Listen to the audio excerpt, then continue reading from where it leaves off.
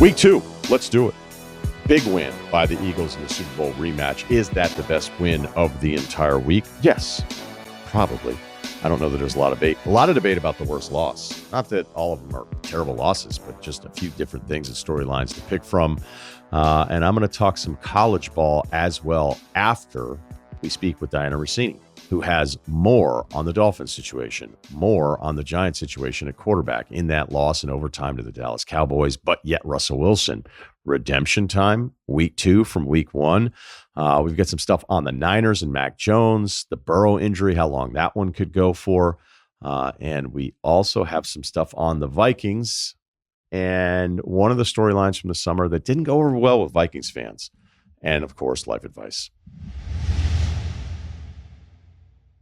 This is the Ryen Russillo podcast presented by FanDuel, and the NFL is officially back. So if you're going to be in it with FanDuel. They've got the goods, futures, live betting, SGPs, that same game parlays, your way bets, all of it. The app's clean, it's fast, and yeah, when you win, you get paid instantly, which is nice because Sunday patience doesn't exist. So get your bets in, build something bold, and make every game feel bigger. Download the FanDuel app or head to FanDuel.com/Ryen, R-Y-E-N, to get started. The Ringer is committed to responsible gaming. Please visit rg-help.com to learn more about the resources and helplines available, and listen to the end of the episode for additional details.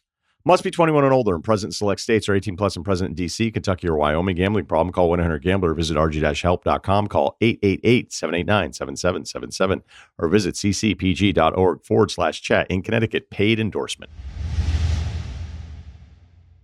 Let's start off week 2 with the best win, the Super Bowl rematch. Philadelphia going to Kansas City and taking care of the Chiefs. So the biggest problem for Kansas City, at least that was apparent in this game, is the 4-man rush isn't working. You say the 5-man rush wasn't exactly working. They had to blitz Hurts on 64% of his dropbacks. I've seen some different numbers there, but it's all above 60%. The highest blitz percentage that Spagnuolo's used since he became the defensive coordinator in Kansas City in 2019. And it still felt like Hurts had all day to throw on some of the bigger downs.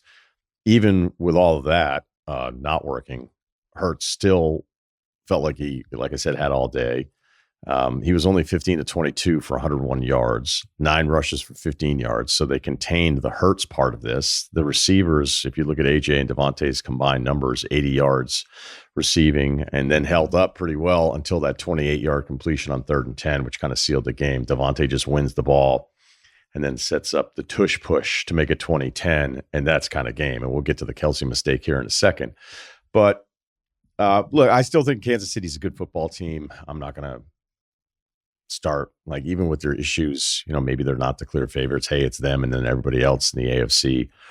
Certainly not with them losing the Super Bowl last year. So there's not really moral victories when you're held to the standard that the Chiefs are, the standard that they would hold themselves to and be like, hey, at least we didn't get our asses kicked this time by the Eagles.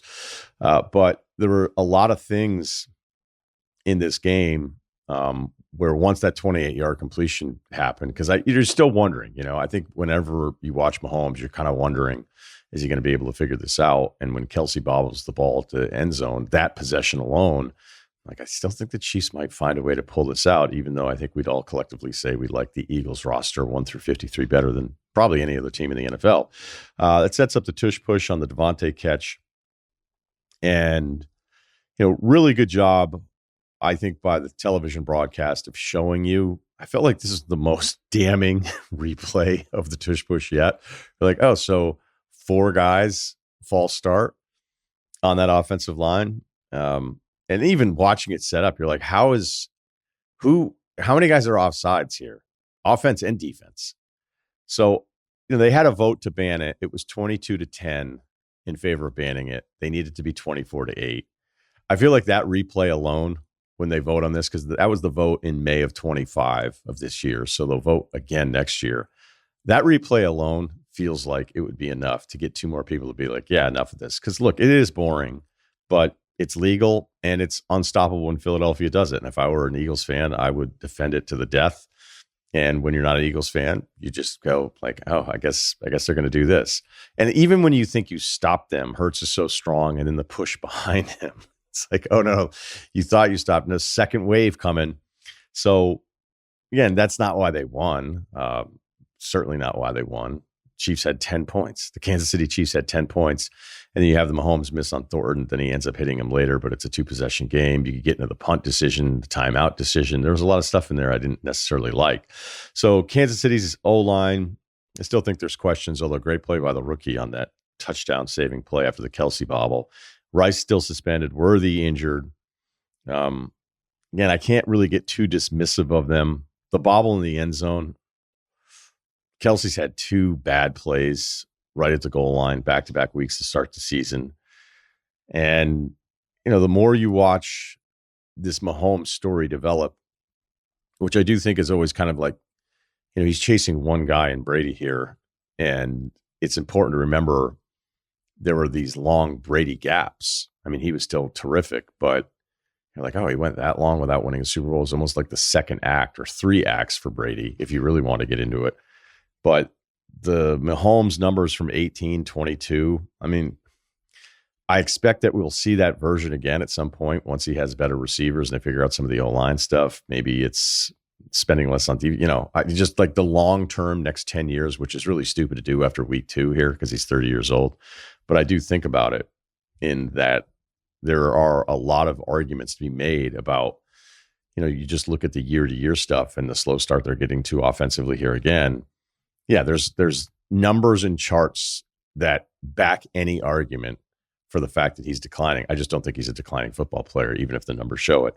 So then there's the 0-2 start thing that I despise. Since 1990, teams that start 0-2 make the playoffs 11.5% of the time. Last year we had Baltimore and the Rams do it. Cincinnati, when they made it to the AFC Championship game and lost to Kansas City, they went 0-2. The 0-2 number is weighted down by all the teams that suck for all of those decades. It's a lot like the running back career longevity number, where if you look at running backs, on average, their careers last 2.6 years. And we hear about it all the time. I think big running back is very powerful in the lobbying world.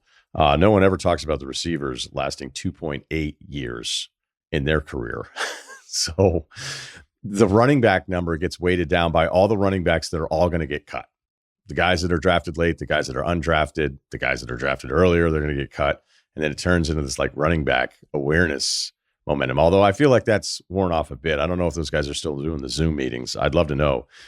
But that 0-2 number is just weighted down by all of these terrible teams. So it sounds kind of interesting when you're on TV on Monday, but I just don't really think it makes all that much sense. Kansas City also, by the way, 26th in the NFL right now, 2 weeks in on third down conversion. So still think that's clearly the best win, going to Kansas City and taking down a team that I still think is going to be part of the playoff conversation. Worst loss. We have a lot of options. You could say Broncos at Colts, unless you think the Colts might be good. Broncos missed a 42-yarder that would have put them up 31-26, but then Danny Dimes, you can't give him 315 right down the field. That sets up the game-winning field goal. Daniel Jones now is 6th in the NFL in QBR. He's completing 71% of his passes. The Colts are 9th on third down conversions as a team. So that can't be the worst loss, because what if the Colts are sneaky good? I remember reading a preview that was basically like, yes, the quarterback situation is likely a mess and could be a carousel. Who knows what's going to happen? But it's actually a nice roster. It's a talented roster. I just remember thinking, like, that's like the nicest way to say this team's done okay but has no chance whatsoever. And now I'm starting to wonder if Giants fans that demanded apologies about some of the criticisms of Daniel Jones being drafted as high as he was, are those Giants fans feeling better today that Jones has gotten off to the start, and maybe they were right all those years ago? Probably not. We'll get to that game. Is Miami's loss the worst loss? Tua started 17-19 in this game against the Pats at home. Then we had the punt return touchdown where the Pats tackling looked terrible, immediately followed by a kick return for a touchdown by the Pats. Tua, next 2 possessions, throws a pick. It was a bad pick. Then he was sacked on 4th down, where you just can't take that sack. So even though the numbers were there, and Tyreek was more involved in this game, I guess they had to have a players-only meeting after week 1. And whenever the Dolphins are losing, Mike McDaniel looks like a guy who works part-time, not full-time, part-time at Snarfs. So it just never really looks like it. Whenever they lose now, and this is a really nasty way to lose. And considering the money that they spent over the cap over these years that McDaniel has been there, they have not been afraid to spend And look, it's an okay Pats team. Drake May, third down pass, incredible. His run in, avoiding a sack, really nice. They've done a good job with him. It feels like to start the season, but I don't think the Pats are necessarily good. So it's more about the back and forth drama of this game, Tua getting off to this incredibly efficient start and then having the two terrible decisions on those last couple of possessions. But I still don't think that's the worst loss. Jacksonville at Cincinnati. How about this one? Burrow, who we'll ask more about with Dianna Russini as she joins the show a little bit later. Burrow is going to be out maybe a few months with this toe injury. So he goes down. Browning comes in, but a lot of you remember Browning in 23 stepped in, 7 starts. Team went 4-3. So you're still in it. He's going to throw some picks. Doesn't matter. Going to stay in this one. So he leads a 15-play, 92-yard drive to go up 31-27 with 18 seconds left. And on that possession, Jacksonville gives up a pass interference. Well, they get called for a pass interference, giving up a first down on a 4th and 5. And that's one of those deals where you're like, Burrow's out, even though we're on the road. Trevor Lawrence is kind of putting up big numbers, but I'll be straight. It's 3 touchdowns. That first one, he was late. Like it was a read across the back of the end zone, and they showed the end zone angle from it. You know, like he actually almost missed him, and he was wide open. The picks weren't great, and it's just the same with Lawrence. Like the QBR number is now the worst he's had to start this season. Again, it's only 2 games, but it's the worst that he's had since his rookie season. The completion percentage is disaster. We're in year 5, and there's a lot of hope with the new offense and a new head coach that's just going to be quarterback and offense first, what Liam has done with Baker. And yet it really kind of looks the same. And then to lose against Cincinnati without Burrow. So that's on the board. Buffalo killing the Jets. Justin Fields fans will always have week 1. He was 3-11 for 27 yards when he got knocked out at the beginning of the 4th quarter. I don't think it's that. You'd expect to lose to the Bills. I'm going to go Bears. They gave up 52 points to Detroit. There's an added storyline of Ben Johnson going up against his former team. 52 points is the 5th most the Bears have given up in franchise history. At times, their defensive backs look like Wisconsin going up against the skill players for Alabama. Vegas still just doesn't like Detroit to win the NFC. They went from 8th to 7th best odds to win the NFC. They're behind Arizona still. They jumped Washington, which I think if you look at Washington and you realize, okay, Giants, the first Thursday game of the season, you've got to go to Green Bay. Everybody loves Green Bay right now. I think getting off of Washington might be a little too soon, even if you're worried about some second season having tape, knowing how to pitch Jaden Daniels. But look, I just can't fathom that Arizona has better NFC odds than Detroit does now. San Francisco's still 3rd on FanDuel to win the NFC, and they're missing 2 of their 5 best players already. So, Caleb, here's some positives in this one. His pressure rate went down, and the bad throw percentage that we cited last week after the Monday Nighter went up. Well, excuse me, I should say it the other way. The bad throw percentage went down. The pressure went down. So, meaning it went up, meaning it got better. There's really not much else to say because they got their asses kicked. And so, I don't know that it's just a Caleb thing when you're giving up 52 points. He did get benched, but it may have been just to protect him. How about some numbers? Daniel Jones went 16-25 for 265 yards yesterday against Denver's blitz. That's the 4th most passing yards against the blitz in a game since 2016. Cleveland, yes, they lost. But did they do anything that would resemble a blueprint game in their approach to slowing down Baltimore's rushing offense? I kept tracking this game because it didn't make a screen. But when it was 20-3, Baltimore still only had 1.8 yards per carry, and Derrick Henry had 6 yards on 6 carries. So maybe the blueprint is Myles Garrett and having the best edge guy, the most disruptive force on the defensive side of the ball in the league. Look, they still lost 41-17, so I don't know if this one will go down as a blueprint game. But I couldn't believe those rushing numbers because when they played Buffalo in that game and Collinsworth is going over all the different options and the mesh point stuff, and you think it's Henry, then it's Lamar after we've set up Henry. And then when you go, zone and you try to keep safeties back just to be able to tackle some of these guys in the open field and Zay Flowers are running all over the place. it felt unfair. It's like Baltimore, and granted they lose the game, but it's like, is Baltimore going to have an unfair offense? And those things don't really exist. I mean, we'd lost our minds there for a while being like, what are we going to do with these passing attacks? Like, what's going to happen here? And, sports are great because there always seem to be some sort of counter for all this kind of stuff. I don't know if Cleveland's discovered the counter. I don't know if it's because of the division game. They're just a little bit more used to them and all that kind of stuff. And look, they still got their ass kicked here. So we can't really call it a blueprint game. I just couldn't believe those rushing totals. So number 3 here, we've got to talk about Russell Wilson. Because if I say after week 1, he looks like he's going to be the first quarterback benched, and then I said it doesn't even seem all that insightful because it was the entire story out of New York the whole week. He gets off to an incredible first half. Their left tackle there, that guy, he had 4 penalties on that one possession. And then he went to the sideline and just lost it, which I can kind of understand, but it's like, hey, you're making it worse. Like, you are screwing up almost every snap. and now, like, he punched that guy in the head and then couldn't believe he got the penalty. Then he had the 2 false starts. Then he had another roughing or unnecessary roughness penalty. Dable's just like circling his finger on the sideline, being like, we got to get somebody else in there. And then it's like, and now you're going to get mad. I mean, I know you're mad at yourself, but like, how do you want us to handle this? Give you a hug? So Russell Wilson ends up with 450 yards in this game and 3 touchdowns. He hits the huge shot to Robinson, the huge shot to Neighbors, and he's just throwing these moon balls up there.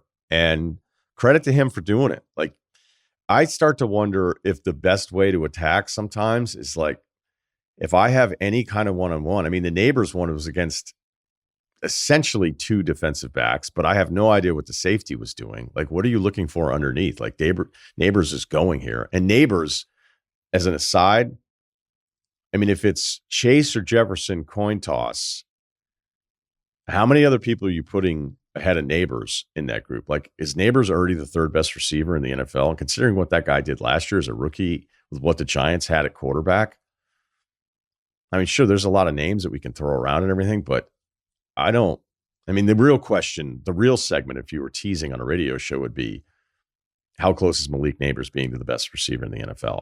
I don't know that I can do that right now with the other 2 dudes in front of him, but I don't know that I'd have a problem putting him 3rd. So the Wilson game, he ends with the pick.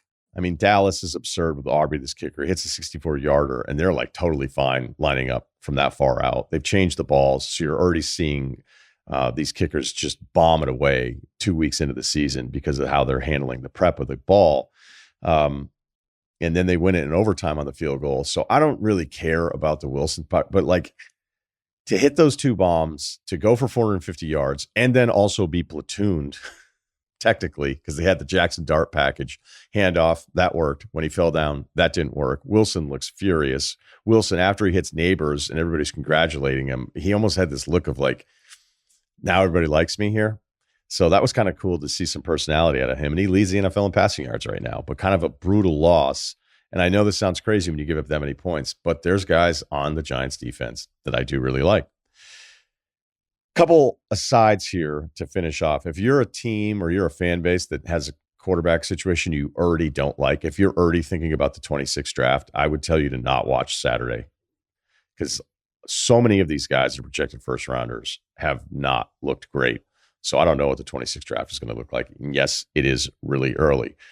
Speaking of quarterbacks, what's the worst? Let's rank these. What's the worst scenario to have if you're a QB? To have the guy behind you be better than you, the guy drafted behind you be better than you, to have your backup have incredible PR, or to blow up in a primetime game? I don't know. I would say having the guy drafted behind you be better than you is the worst. Primetime, it's going to happen. Backup excellent PR is probably the second worst. The Ryen Russillo podcast is brought to you by FanDuel. Football fans, the best way to game day is on FanDuel. The FanDuel Sportsbook app is your home for all of your favorite NFL bets, from yards to touchdowns to who will win. With FanDuel, any play can be the play of the game. And when the Buccaneers and Texans and the Chargers and the Raiders play tonight, FanDuel is giving all customers 30% PBT on both games. That's right. You can get in on all the action with two 30% 25% profit boost tokens. Okay. So right now on FanDuel, Tampa is plus 2.5. The Chargers are minus 3.5. So let's make sure we are all on this again. I will check the latest odds. So Tampa plus 2.5 at Houston. And now the Chargers are minus 3.5. That's moved since this morning at Las Vegas. Small play, not official. Chargers minus 3.5. I like Tampa plus the 2.5. What I did is I looked at the alternate spread. Let's see if it's still here. I like Tampa plus 4.5 minus 166. That's my official play. And if I want to go Egbuka, who lit it up a bit in the first week, he had 6 targets. Mike Evans had 8, so second most targets. 67 yards week 1 in the win against Atlanta. 50 plus yards minus 136 is the other play that I like for the Monday Nighters, but a little more focused on that Tampa game. So make FanDuel your go-to app for any snap. That's FanDuel.com/Ryen, RYEN, to bet the Buccaneers versus the Texans and the Chargers versus the Raiders with 230% PBTs. Play your game with FanDuel, an official sports betting partner of the NFL. Must be 21 and older and present in select states, or 18 plus and present in D.C., Kentucky, or Wyoming. Opt-in required. Bonus issued as non-withdrawable profit boost tokens. Restrictions apply, including any token expiration and max wager amount. See terms at sportsbook.fanduel.com. Gambling problem? Call 1-800-GAMBLER or visit rg-help.com. Call 888-789-7777 or visit ccpg.org/chat in Connecticut. This episode is brought to you by the all-new 2025 Lincoln Navigator SUV. Lincoln's original SUV is back and better than ever with a bold new design and elevated features throughout. Experience 3 rows of comfort and tech, from the multi-sensory Lincoln Rejuvenate to available massaging seats. Explore more at Lincoln.com. Some models, trims, and features may not be available or may be subject to change. Check with your local retailer for current information. Lincoln and Navigator are trademarks of Ford or its affiliates. Okay, Monday after week 2, let's talk with Dianna Russini, covers the NFL for The Athletic. She has Scoop City up, and of course, check out every Saturday morning at 10 a.m. She drops a bunch of insider notes. So let's run through the league after another week of results. Burrow, the injury, Dianna. This seems serious. What's the latest? All right. So he's going to get surgery. It's turf toe, which I don't know. I feel like turf toe sounds so simple, right? It sounds like a paper cut to me, but it's not, right? And I had somebody explain it to me on Sunday night. He's like, essentially, it's like the knee, the big toe is the knee of the foot. Think of it that way. All the same ligaments that you have in your knee, you essentially have in your big toe. And he tore a bunch of those ligaments. So if it was in his knee, it would obviously be pretty scary and freaky, but it's just as difficult. And you have to get that repaired, which is why he chose to get the surgery. We've seen in the past, I think it was Patrick Mahomes had it once. He played with it. The guys will shoot it up before the game. But this is to get this fixed, to get this right, because it's also really painful. Brock Purdy's dealing with it too, but on a lower level. It's just like on a lower scale. He's dealing with the torn ligament as well, but he doesn't have multiple ones like we're seeing with Joe Burrow. So we're talking minimum 3 months. So that puts us at December-ish if all things go well. So obviously, like, here we are again, another story about Joe Burrow dealing with an injury. Yeah, you're right. Turf toe needs to be rebranded as something. Because I've even had buddies over the years be like, oh, I can't believe that's that big. And it's just like, nobody seems to understand what the injury is. Yeah. I mean, what weakens it? Is it the word turf or toe? I think turf. Yeah. Yeah. I think it should just be, I think we need to come up with a new term for what that is. Like something that would gross people out. They're like, that's bad. I don't want that, Whenever I hear patella tendon, I'm like, oh, that must be bad. Or torn Achilles, you're like, oh, because you can just feel it, right? We need like a slashed foot or something, like something or like, people like slash their spleens or get their spleens cut up, and you hear that. And Laceration. Laceration. Yeah. You're like, oh. Let's try to think of this, because these guys are tough, right? Like there's no one's questioning Joe Burrow's toughness as he's hopping off, but get a cart for him. Like, I don't understand. I don't know if it's true that the Bengals are the only team that don't have one, but get the guy a bike, get him something. Just watching him limp off was that was a harder watch for me than the actual injury on the field. Yeah, I don't know if it's true about the cart thing. I mean, if you don't know, then I certainly wouldn't know. But I do know that like some players will go out of their way to be like, I'm not going to be in the cart. Like no matter what happens, like I'm not getting in it. Yeah, that's fine, but I've never seen, like, I didn't see it. But you know what? You know when you do see the cart? When the owner's around. Remember, like, during all the contract drama, like Mike Brown is just like in the cart and Joe's sitting passenger and they're talking about the deals. So they have them. They're out there.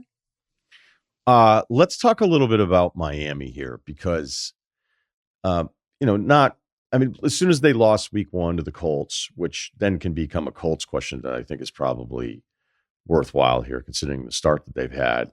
It looks like this horrible loss because the Colts part of it maybe doesn't look as bad now. But, I don't think that Pats team is any good. And they're at home, and it looks like it's going to work out for them. It's a back and forth game. And then they have the mistakes at the end. And then you read about the week 1 part of this, having a players-only meeting.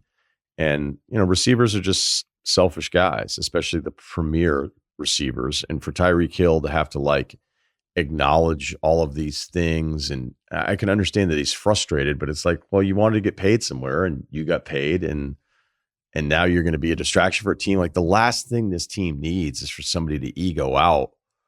So I don't know what the players only meeting was like. I mean, it's just a bummer of a loss because you felt like, hey, you're going to feel good. You're going to beat New England. And then to lose in that fashion, to have the mistakes at the end of it, it just seems like a mess really quick. Yeah, and for year 4 with Tua and McDaniel, right? Like you want it to be better. And at times we've seen it. I mean, it was just 2 years ago we saw when they hosted Denver and hung 70 on Sean Payton. Remember that? And it was like, oh my gosh, they're reforming the offense and what it's going to look like. And he looked like a genius. And it looks rudderless now, right? They don't look motivated. There's tons of self-infliction. And even during camp, I heard about some cultural issues. Usually that's just like a nice way to say there's players talking up and players not buying in to the program and not doing the things that they need to do. And look, you got to figure Jalen Ramsey was maybe part of that. We've seen him before. We've seen him do it, right? Like he's pretty outspoken. And, you see him now with the Steelers defense. That's not great either, but he's made some plays. So they obviously addressed some of that going, all right, we gotta fix some of this and get rid of some of the issues, but the issues are still there and Tua's part of it, but they need him. One of the stories I worked on over the weekend was whether or not this team would trade Tyreek Hill.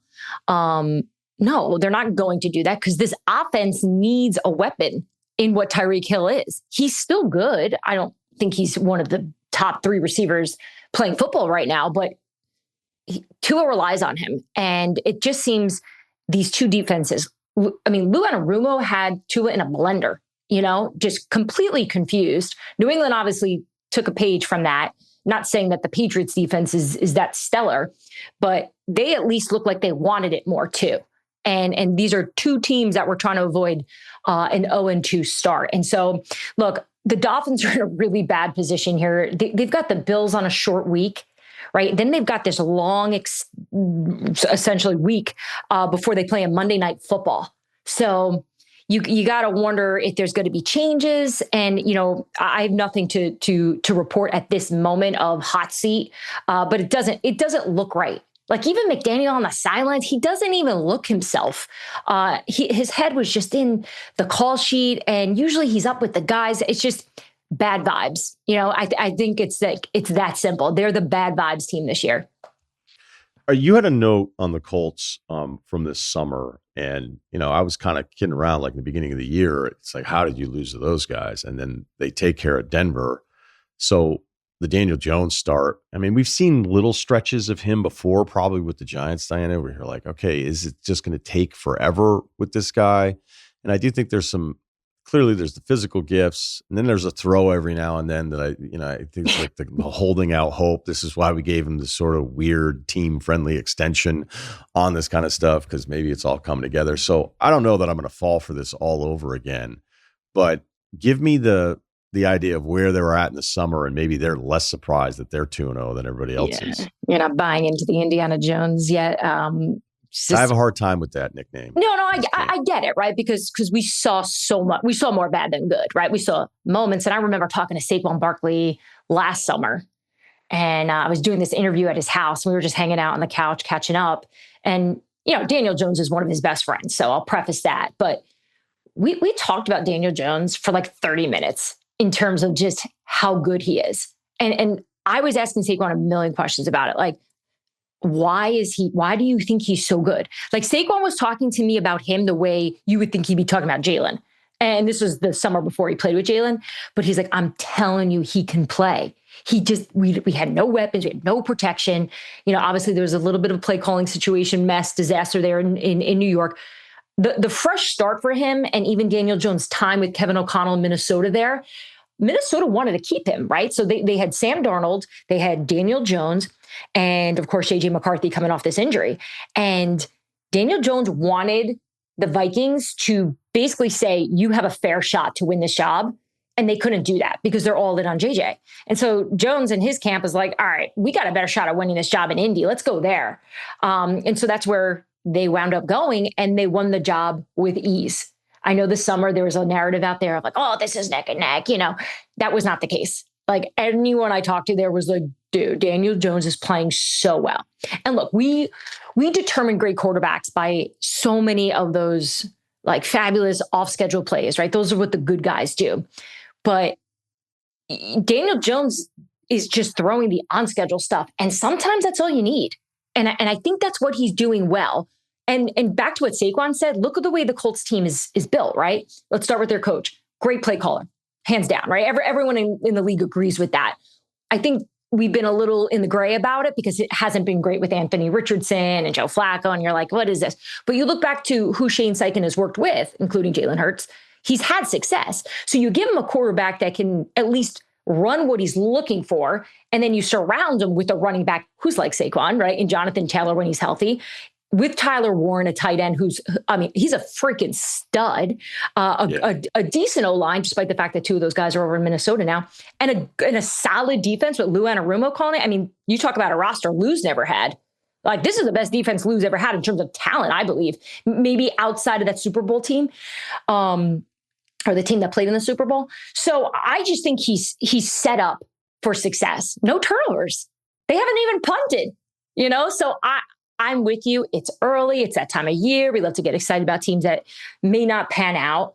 But for, the Colts here losing their owner and coming out like this, I didn't see this coming. Let's go back to kind of my headline of it, because I just didn't want to go Eagles to start both segments of the pod here. But on a day where Hurts doesn't have to light it up, the defense that at times against Dallas, Dallas has some of these offensive numbers. You're like, okay. I mean, I think they're the number one team on third downs right now. They've put up points in back-to-back weeks, but there's so many names on this Eagles defense that I like, and it didn't feel like they really made a huge statement until later in that week one game against Dallas. And they basically hold this Chiefs team to 10 points until the late touchdown, up 2 scores. So those are always like, I almost wish those counted for like 4 points or something. But again, that's my own issue. This Eagles team, we've all talked about being the best. Is there anything about them 2 weeks in that surprised you? Is there anything that you weren't thinking about in August that you've seen 2 weeks in? Well, I always count the Super Bowl hangover as real because, as our friend Chris Long has told us, like, it's real. It's the off season, it's the partying, it's the enjoyment. I wasn't sure what they would be after this, and a change of coordinator. Just seeing what Patullo's doing now and seeing him get warmed up. He's obviously not comfortable. I think they're still trying to sort out their identity here. But I was talking to someone close to Jalen Hurts recently, and I was just asking about Jalen because I'm still trying to understand him. I've had tons of conversations with him over the years, but he's just so mysterious to me. Like he's hard to describe. And I've asked his teammates too, like explain him, like how can I get to know him more? Just to do my job better. And he is really focused and really different. And this person I was talking to who's tight with him was like, the difference with Jalen now is he's done it, he's lost it, and he's won it. And in terms of his like mental state, he's kind of fearless now. He's not afraid anymore. And it makes all the sense in the world. But I do think losing helps in that. And he feels like now he's figured out how to crawl out of that and obviously win the big one. So just seeing, did you see that back and forth with Chris Jones and him after the game? You know, Chris was like giving him shit of like, oh, you only had 100 yards. And he's like, yeah, we won the game, you know, and that to me is just a microcosm of who Jalen Hurts is. He's just trying to go out there and win. And so to me, just the fact that they now look like the team that Kansas City once was, right? Where they figure out ways to win. It's not perfect yet. It's 2 games in. You know, they don't look like the team that we saw in the Super Bowl in New Orleans, but you can see that they will just figure out ways, whether it's on defense, whether it's offense. Fangio's going to come up with something and they're going to win. And I think to me, that surprises me that they're coming out this hot. Do you think that the Kelce look of a suit with essentially dress shorts looks worse when you bobble a potential going ahead touchdown? Like, does it? Because when they do the fashion show tunnel thing, I always kind of go back to being like, what was the guy wearing? And it just never. Yeah, me too. Someone on the Giants yesterday had a leather vest on, like just a leather vest. That I could get with. That I actually think is cool, even if he didn't play well. Yeah, but you know what? It's always so fun to watch that. It's not even them walking in. It's them walking through the metal detectors, you know? And it's just like, it doesn't fit, you know? It's like, you look amazing. You're probably wearing a $25,000 vest, you know, coming through, and you're cool from head to toe, but you don't look cool like walking next to like 2 plastic picnic tables and a crappy metal detector, you know, at the Star or at MetLife Stadium, wherever they were. But yeah, I think it's tough when you're making those gestures too during the game and you're obviously not the same. And look, I actually think he looks a little bit better in some regards physically on the field than he did last year. But it's obvious that this Chiefs team is not the same. Like, to me, I have concerns for Kansas City way more than I have concerns about Philly. Philly's closer to being what Philly's going to be. I think this is the year where we can't say, like we always say, oh, Kansas City, they've got Patrick, they've got Andy, they've got Spags, they'll turn this around, they'll be fine. They don't have that same magic. It's too much Mahomes trying to do it himself. And without these receivers, and look, I know health is a problem, and we'll see when Rashee Rice gets back in there and Xavier Worthy's expected to be back soon. We'll see how it changes. But I just think for me that this is a new world. This is not the same old Chiefs. I want to talk about the tush push a little bit, because I mentioned in the open how it was 22-10 in favor of banning it. They needed 24-8. I thought the replays were pretty damning for it yesterday. And I'm sure when they put this vote together in the owners' meetings, they have all sorts of clips, you know, the lobbying that goes on of like, how many votes do we have? Do we have the NFC North? Oh, the NFC North guys are again, you know, I'm just kind of making that part of it up. But I wonder if some closer inspection of, I mean, that specific replay was really brutal. Damning. Yeah. Every year it heats up, and that thing was close to getting banned.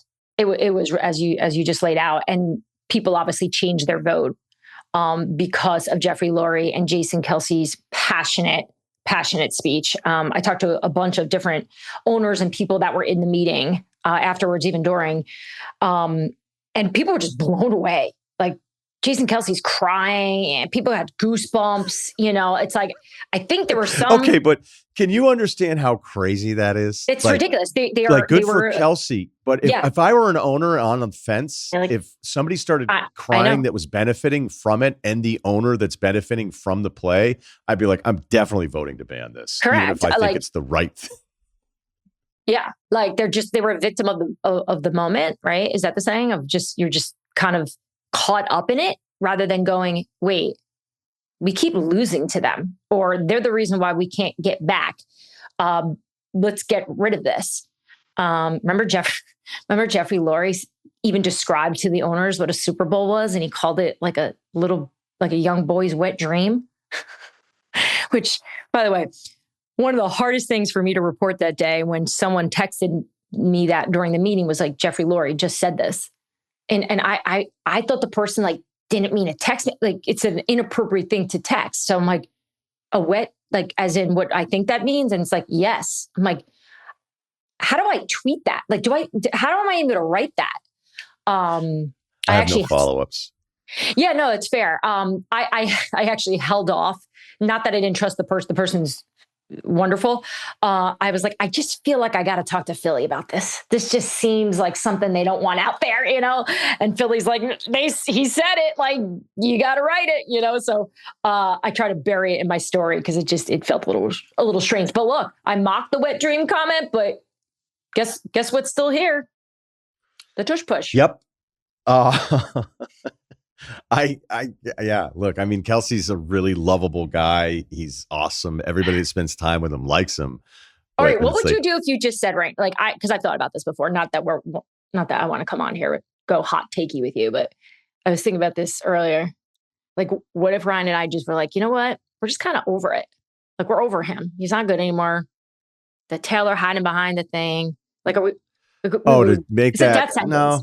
Right? Like we should never say it. Like, are we not allowed to criticize it? I never know what to do here. I can understand people not liking it, but I think it's just kind of lame.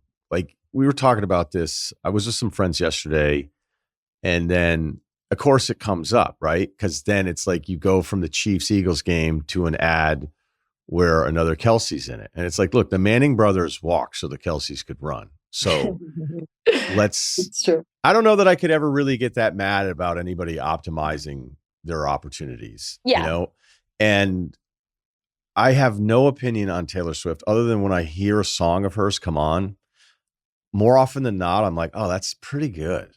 I'm like, I kind of get why she's this popular. Like she's incredibly like, that was a great way to do that or whatever. Like, I'm never going to put it on. I'm never going to be in the car putting it on. I'm certainly not going to work out to it.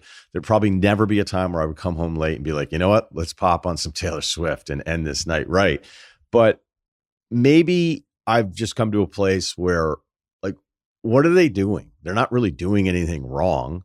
So you're going to get on their case. And the other thing too, is that there's so many people that I know that know both guys, that love both guys to death, and there's people that I'm, friendly with that I'm like, okay, well, if they like these two guys this much, and sure, like they'd probably be the first to admit that, to see me have a catch or see this other guy, and then it's like a couple ads and then a promo, right? And all these other things that it's annoying. Yeah, sure. Like the oversaturation point, like nobody's famous longer, and then people go, I didn't like them in the beginning, but now that they're everywhere, I'm starting to like them more and more. It's just a natural human instinct for most people to just go, I'm so sick of these dudes. So I wouldn't be upset with anybody saying that I'm sick of them, but I would never, I don't know that I'd ever like go, oh, I'm so over it and turn it into a monologue on like a Wednesday podcast, because it would just feel, at least at this stage of my life, incredibly unfair. Yeah, I agree with you.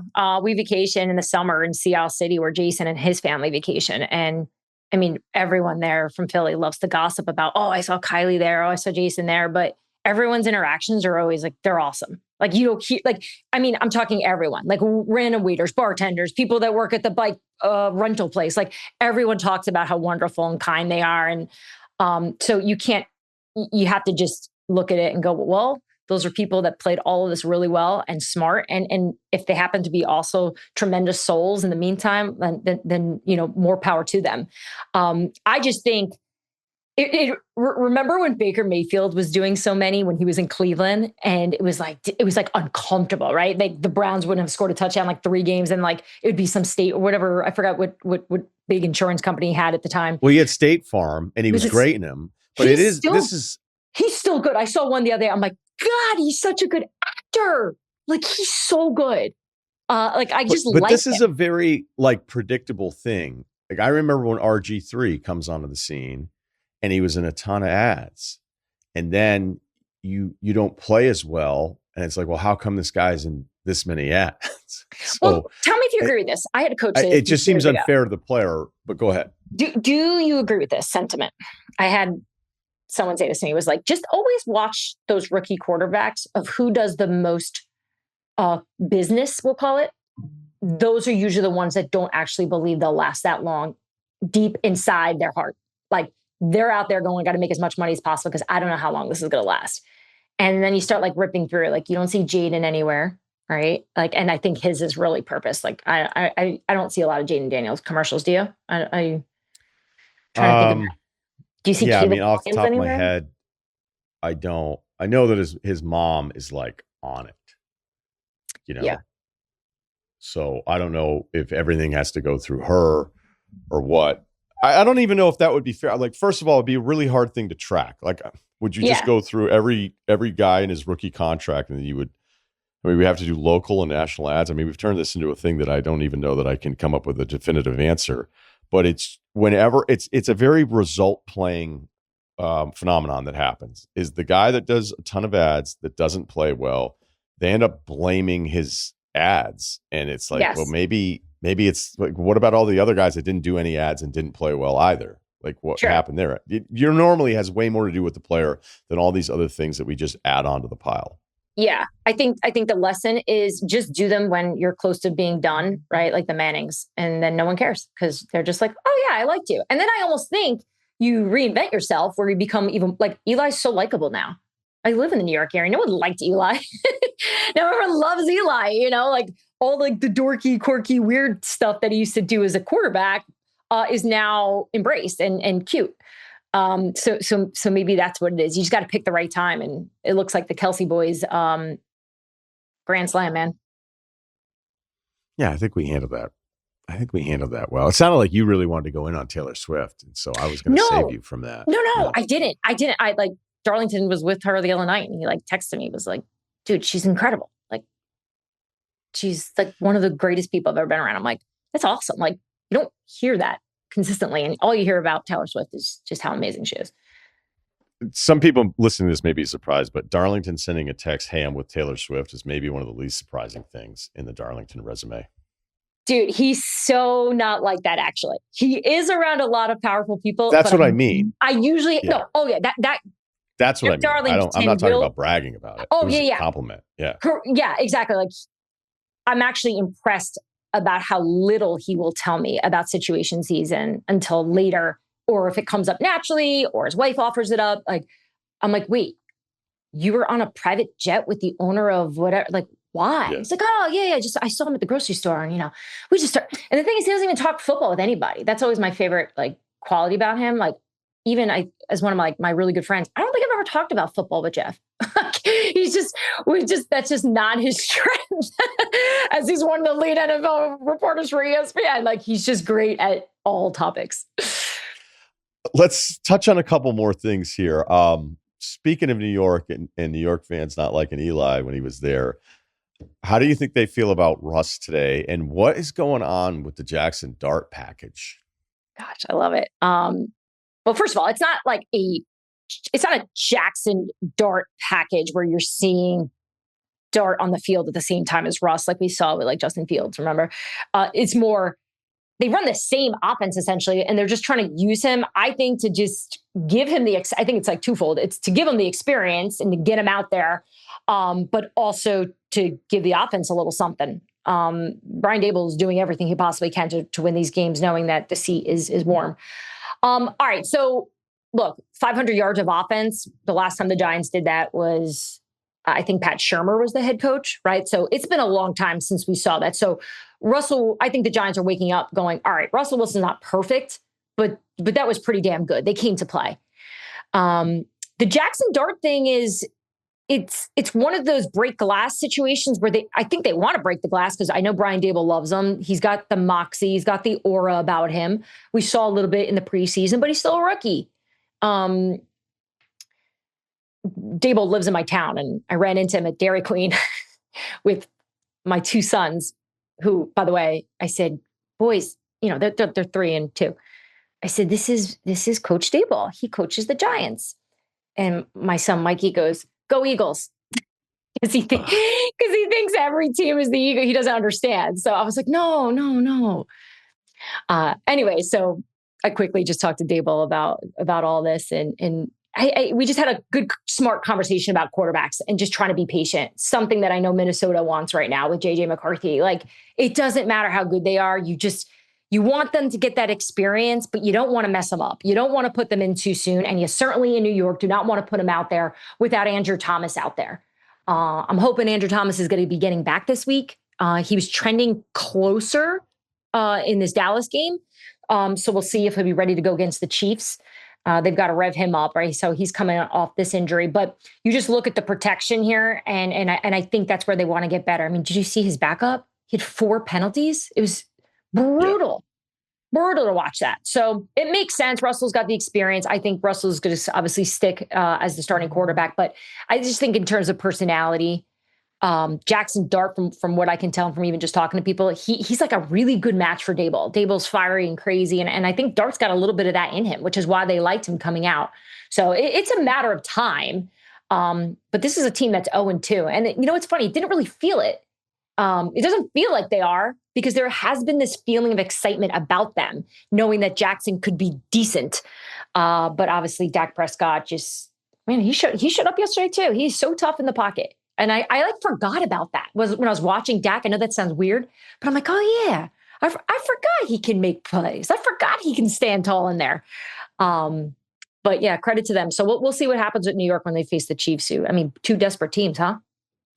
Yeah, look, the JJ thing that you just touched on there, though, is good. I mean, the fourth quarter is really good against Chicago. He was terrible last night against Atlanta. Atlanta trying anything to – I thought there was some really good stuff from Ulbrich there, who had been with the Jets, talking about his stubbornness with the Jets and like, hey, my 4-man rush philosophy. And then it's like, hey, guess what? It doesn't work. And you can't just stick with it the whole time.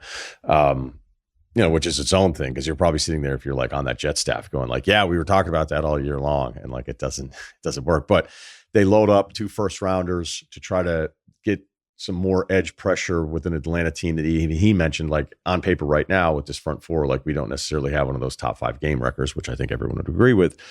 So I like that storytelling part of the broadcast last night. And so, look, JJ in his second start wasn't good. I mean, who knows? It doesn't really mean a ton to me because I don't know what it'll look like by the time the end of the year is, when this guy has far more experience. But there is something to be said of like, you took a lot of heat from talking about Minnesota, maybe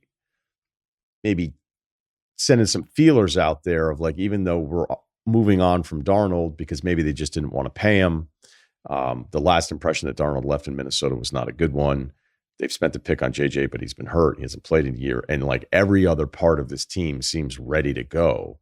And so I don't know if, Jefferson, I expect him to look frustrated on the sideline yesterday when they can't move the football. I don't know if that's alarming. I don't know if it's just a receiver being a receiver, but that's okay, because I think he deserves the benefit of the doubt and has like enough equity with what he's been able to produce. And for the most part, it's been an awesome teammate, I think. So the JJ part of it is something, again, like you caught some shit for it because everything that I think you were saying made sense, because it's like, would it make more sense actually just to go into 25 with another development year for McCarthy? But this is who they have right now, and who knows what it's going to look like. Yeah, and they've got the right head coach for this, right? And I think that's probably how the organization looked at it. If Kevin O'Connell can develop and get all these different backup quarterbacks to play at a decent level and bring them back to life, then let's invest in the young rookie, essentially, and coach him up and get him ready and just kind of take the chance that it's not going to be great, and keep the offense simple. So, I spent some time in Minnesota this summer, and it reeked of, we need to be patient. And I was there on a day where JJ was fantastic. He was tearing up the Patriots defense. And he has that moxie too. And we saw it. 7 bad quarters, 1 really good one. If I told the Minnesota staff, let's say, that, JJ's going to not be great in September, but he may win you a game too, on Monday Night Football, I bet you they'd go, yeah, I believe that. I believe that it won't be great. And that's not because they don't have confidence in him. They're all in. I mean, if you read the articles and saw every single quote, it is quite obvious the Minnesota Vikings staff is hitching their wagon to JJ McCarthy. This is going to work. And they believe in him. And they were propping him up in such a positive way that you're supposed to when a quarterback is coming off a significant injury and probably needs to know he's the guy. After Sam Darnold, people like him on that team. Yes, Darnold's last appearance was god awful, but remember, they won 14 games with him. Remember in the locker room when they were jumping around? It was awesome. It was one of the highlights of the year last year, of the team being, just kind of coming together around Sam Darnold. One of the good stories. But I think a lot of this was purpose to just help him know he's the guy. Let's get rid of Daniel Jones. Let's get rid of Sam Darnold. We're all in on you. And it's just going to take time, despite the fact that the roster is built. So when there was some reporting in the offseason about maybe some conversations that they had with Aaron Rodgers, I didn't disagree with Minnesota. I knew what they were doing. It makes sense. It's like, let's just maybe give him a little bit more time. But they chose to not go in that direction. So, you see Aaron Rodgers now, and Aaron looks 41, right? I think we can agree. But would it be better in Minnesota? I don't know. I don't know. I can tell you my confidence is in O'Connell and what he can do in that whole coaching staff with quarterbacks. So I think JJ's just going to get better. I have no doubt. I think he's the guy. I just think he needs time. And it's only September, man. Okay, good transition to the last one then, because watching what Shanahan does with basically any quarterback, going back to Mullins, you could go Beathard, Mac Jones steps in, and the Saints are still searching for this win. And I actually feel a little bad for Spencer Rattler, because I think he's out there just competing. I know. And you're let's just get this guy a win here. I don't know if he's going to be a 10-year starter. It looks like he may be around the league for a while. Mac Jones, I thought was pretty overrated in the beginning with New England. There was nothing more maddening when it's when Brady started out, he was kind of just a system game manager. And so because Mac was not super impressive in a passing league, as opposed to when when Brady entered the league, okay, so he's going to be like Brady. And then it gets worse and worse. It seems like Mac in the building isn't super popular. But as a first round pick, you're going to get another chance. And sometimes with first round picks, it's all right, I'm curious, seeing which franchise goes after the guy that flames out somewhere else. Because Matt could also go, I had Matt Patricia calling plays. I had no receivers. Are you guys kidding me? So there's a very pro Mac Jones argument to protect him, to defend him. I personally just didn't really think he was that good. So he's at Jacksonville, so they grab him immediately. So does that mean, anything? I don't know. But then when Shanahan gets him, you're like, oh, wait, does Shanahan actually like him? Although at the same time, too, when I was watching Tua, I think it was after the interception, he was sitting there with a coach and they were talking, and Zach Wilson is sitting on the bench right next to him. And I got lost in thought. He is? Yeah. No, well, because I'm wondering, is Zach Wilson going, I would have made that play? Or is he going, please don't, just stay healthy so I can just hang out in Miami all year, and maybe I can be this journeyman backup. And if I never have to play, no one's ever going to see, because the Zach stuff wasn't very good. So anyway, we've got Mac in San Francisco. Okay. Yeah. And I am probably so stubborn about the Niners because of Shanahan, because I feel like they'll figure it out. They're already down to, again, their most important guy with Purdy, maybe second most important. Yeah, actually, I'd say second most important guy, maybe left tackle, in Kittle on offense. And, look, they beat the Saints, but some of the Mac stuff looked good. So maybe there's just a default that we have to go to, that no matter who's playing quarterback for Shanahan, he's just going to look a little bit better than you'd expect him to be somewhere else. But I don't know if it's enough for me to hold out hope that the Niners are going to win a bunch of games if the Purdy absence is extended. Yeah. All right, let me rip through a couple of things. First, Zach Wilson, he got married this summer to this blonde girl from Jersey who's a 15 out of 10. So yeah, he's just sitting there Congrats, I just want to go home. Yeah, they got married in New York, the whole thing. He was in Denver. And when I was at camp, even this past summer, talking to Davis Webb, the quarterback coach, we were talking about Zach Wilson. Apparently, he was really good in Denver. So who knows what Zach Wilson's going to be? Maybe he can be a resurrection project somewhere if he gets an opportunity, or if Tua gets hurt. Who knows? It's probably on the table, right? Spencer Rattler, you mentioned. Another person that you meet in person, so different than when actually kind of makes sense. I met him at the Super Bowl. Great guy. Cool. Electric. Life of the party. Just really liked him. Didn't expect that. Same thing with Mac Jones. No idea he had that kind of personality. Funny as hell. Just super dry, serious, but like, you're like, wait, are you joking? And he's like joking. So all that being said, Mac Jones in San Francisco now. And if you remember when they traded up in that 2021 draft, that COVID year, they traded up for Mac Jones.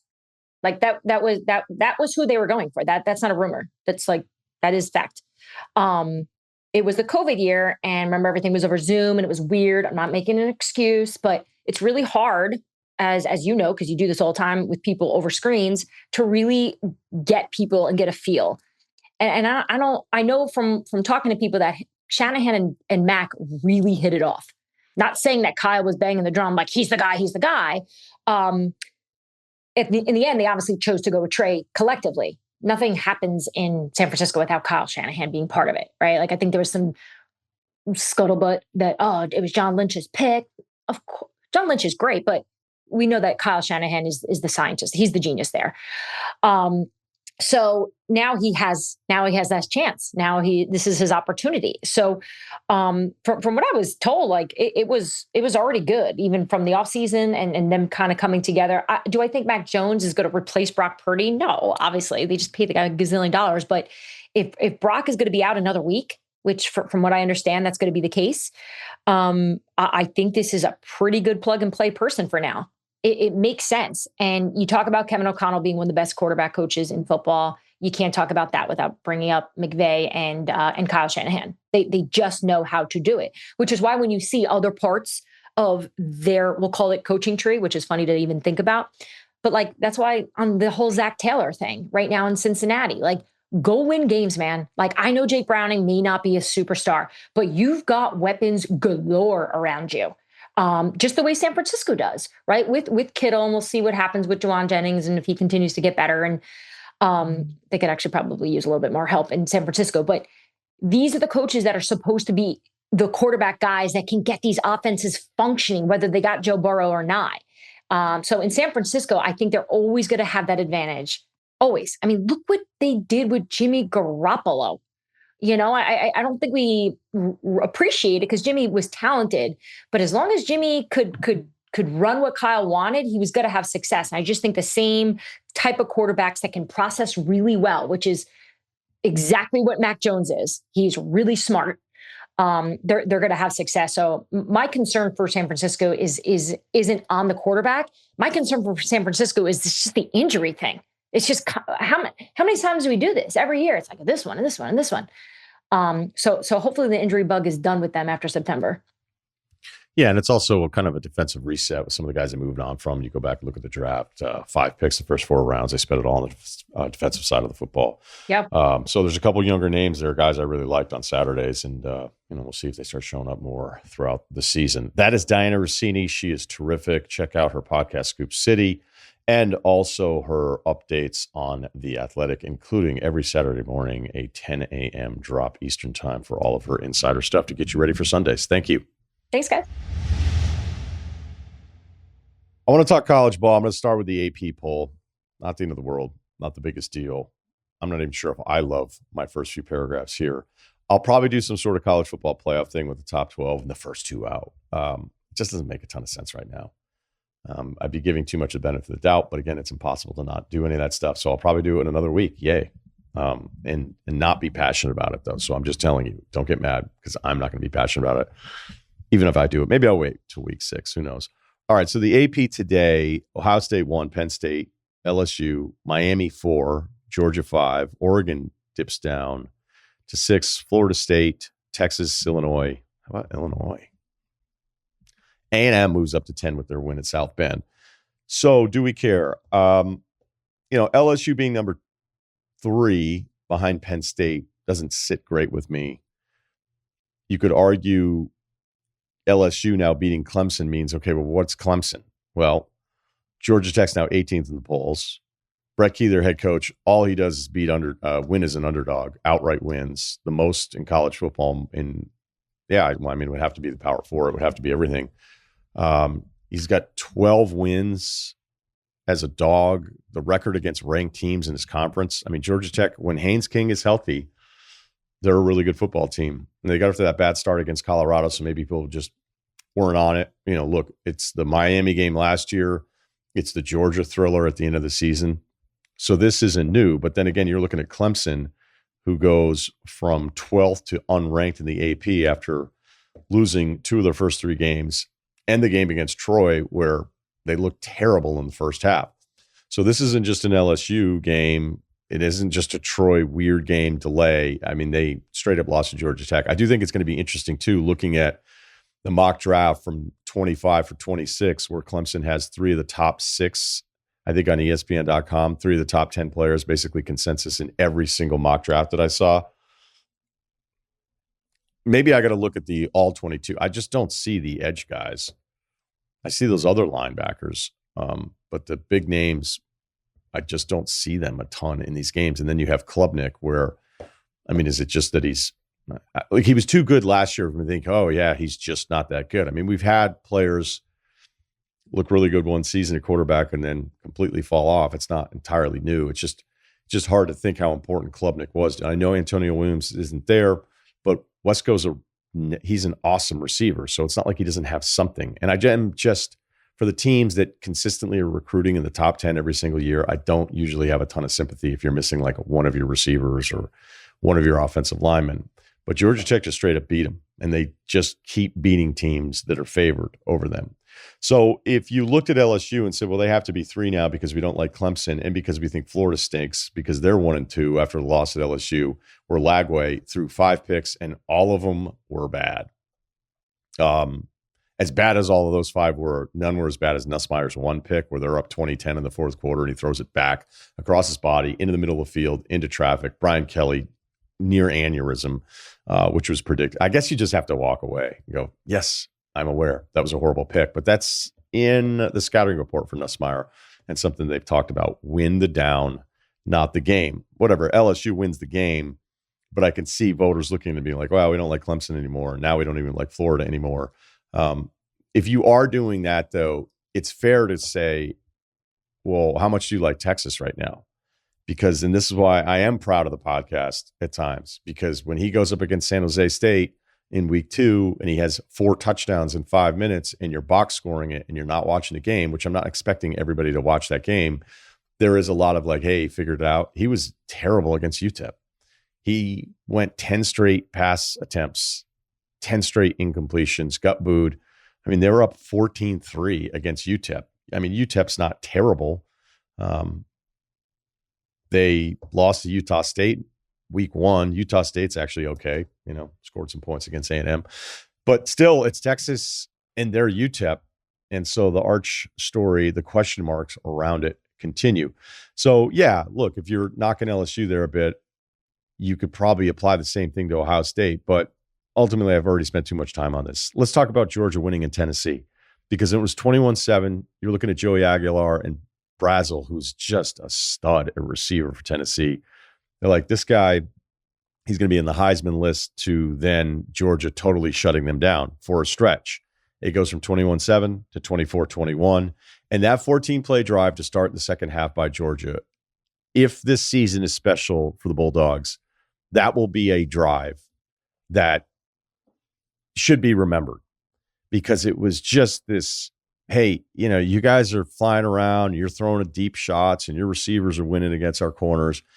We're going to hand it off 13 out of 14 plays and run it right down your throats. And they did that. And that felt like this kind of gutting drive. Still very early. And credit to Tennessee, because they get right back into this game. They take the lead. They put together a couple touchdowns, another deep shot to Brazel. They get Staley for another one. They're up 35-30 after a field goal from Georgia. And now all of a sudden, Rocky Top sounds good again. You're starting to think about the streak is going to end at 8 straight losses for Tennessee against Georgia. And a place that I love going to games in Knoxville, you're like, hey, and it's not like this hasn't happened. They beat Bama last year. They beat Bama with Saban when it was that absolute shootout a few years ago. So it's not like Knoxville's like hasn't had their moment in a long time. But when it's Georgia, when it's the division opponent and the rivalry, and it hasn't gone your way, and Georgia has that just physical, dominating possession with all of those runs to take the lead, all the momentum's on their side, and now you've hit for 2 big shots, you're like, you're going to survive this? So it was a constant cycling of like, who am I going to be more impressed with who survives this football game? And Gunnar Stockton, who I loved Herb Street on the call because as I was watching it, I was like, yeah, he's all right. He bails a lot. And then they brought it up. It's like, he's a little quick, and it happens with a lot of guys with inexperience. That first read's not there. I want to run it because I know I can at least get some yards here and some positive plays. But he had 2 plays on one of the possessions where it was like, okay, it feels like he's growing up here a little bit.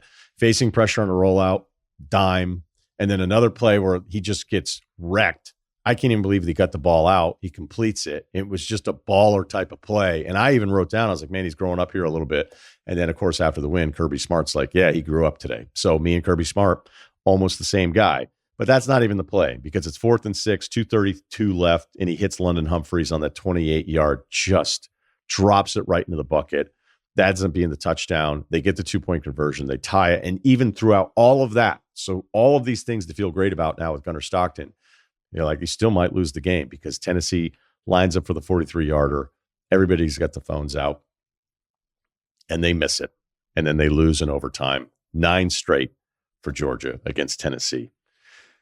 So Miami moves up to 4 because the AP doesn't like Oregon's schedule, I guess. Oregon's tight ends are mutants. I know it's Northwestern. I know it looks like a high school stands on the side towards the lake. It's still beautiful to look at there.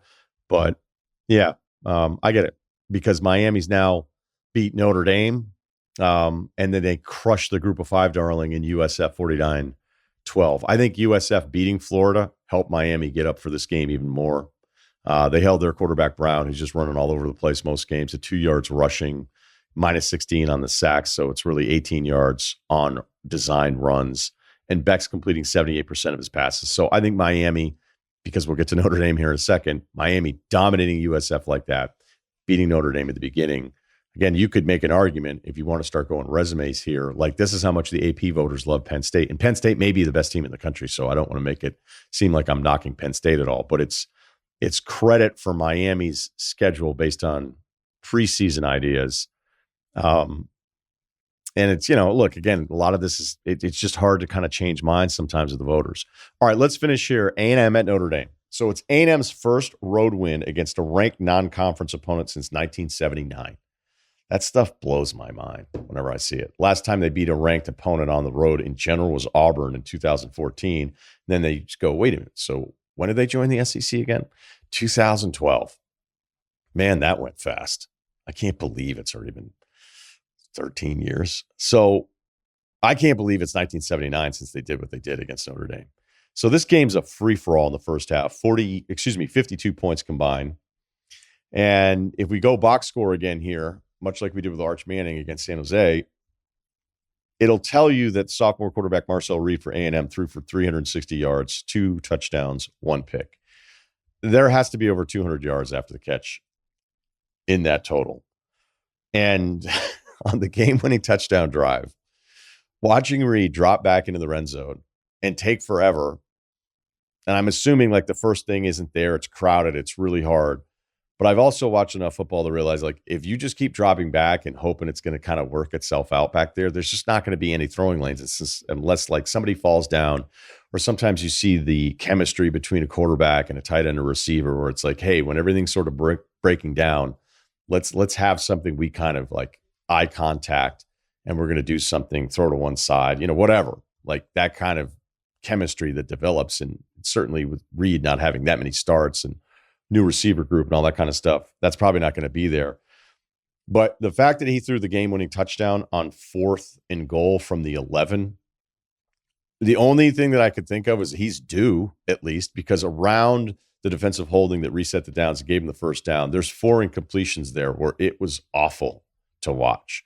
So with A&M cracking the top 10, you may think this seems a little unfair, but now we're looking at A&M as a playoff team, right? Like, how far can this team go? And like any of the teams that we're talking about most weeks, it's, hey, you're good, you won, but is this the guy, or all that kind of stuff. And the Reed part of it, maybe it gets better, but those dropbacks just were horrifying, yet he gets the win, he gets the game winner. So I sound like a jerk today going through some of the finer points. Notre Dame, by the way, still in the AP poll, 24th. I like it. The rest of the schedule, the only ranked team they're going to face, at least that's ranked today, is number 24 USC. SC Twitter, The conspiracy is over. The conspiracy to keep your program down by dark web powers, it's over because now they're ranked.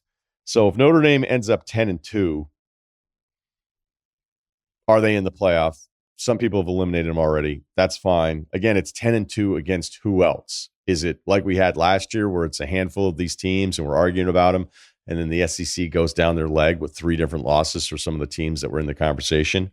So it's not just a middle of September, you're 10-2, you will be out. Who are we comparing Notre Dame to? Because right now it's 2 losses to 2 top 10 teams down to the last plays. And I would ask you this, is a 10-2 argument for Notre Dame in 2025 the same as Indiana at 11-1 in 24? And now it's time for a special part of today's episode brought to you by NFL Sunday Ticket on YouTube TV. The season's just getting started, but if you're an NFL fan considering a new cable contract, you're basically an unrestricted free agent. Trading that contract for NFL Sunday Ticket on YouTube TV is the top possible trade you can make during the offseason. So if you're a new user ready to make that move, it's time to sign with a winner for the season. Here's the best thing about finally learning about YouTube TV. All right. There's a bunch of things that I'm going to lay out here. One is, I know how it is. Local market. I just care about my team. But we know that's not the case. We know there's plenty of times your local market game is not the one you want. Do you think I would ever start my Sunday going, I need to watch Broncos Colts? I never start a Sunday that way, but I ended my 1 o'clock window Sunday that way. I'm like, I got to see what's happening here with Daniel Jones. Boom, throw it in there. Do I want to go multi-view? Let me keep an eye on what's going on over here with Aaron Rodgers. Because is it actually worse than that Jets game that I watched a lot closer? I'm on top of this. Who knows? You could have a podcast by Thursday just because you're all over the place. Another thing, traveling with YouTube TV or anything that you have that's not, it's your main, like the main setup is amazing. But anytime you're on the road and you're worried about any of this stuff, I'm never worried about it anymore. Dial it up on an app. If you're on a boat, boom. Next thing you know, you watch every single game at your fingertips with just a quick decision. So this has been the best viewing experience. And I'm not saying this just because they're partners here. It's been the best football viewing experience of my lifetime. That's how easy it is. You bundle it with YouTube TV, which gets your whole TV situation solved. Every game, every Sunday, all in one place, plus all the regular channels. No more blackouts, no more searching for your team. You get everything. If you're tired of not being able to watch the out-of-market games you actually care about, boom, problem solved. The season is right around the corner, and if you're a fan free agent, NFL Sunday Ticket on YouTube TV is the contract you sign. You get every game, every Sunday, all in one place. It's a no-brainer, and right now you can get NFL Sunday Ticket month to month and cancel anytime. Go to youtube.com/Russillo, Russillo, to sign up now. Local and national games on YouTube TV, NFL Sunday Ticket for out-of-market games excludes digital-only games. Base plan required. Renews every month during the 2025 regular season only. Your membership for the following month can be canceled anytime before your renewal date. Terms, restrictions, and embargoes apply. Commercial use excluded. You want details? Fine. I drive a Ferrari 355 Cabriolet. What's up? I have a ridiculous house in the South Fork. I have every toy you can possibly imagine. And best of all, kids, I am liquid. So, now you know what's possible. Let me tell you what's required. The email address is lifeadvicerr@gmail.com. We've got Kyle. We've got Ceruti. And Oregon is always warming up. Just getting warm. I remember there was this guy, Dickinson or something like that. It was a reliever when the Trenton Thunder and the call to the bullpen and be like, hey, get the dick hard. Wow. Oh. Crazy. Yeah.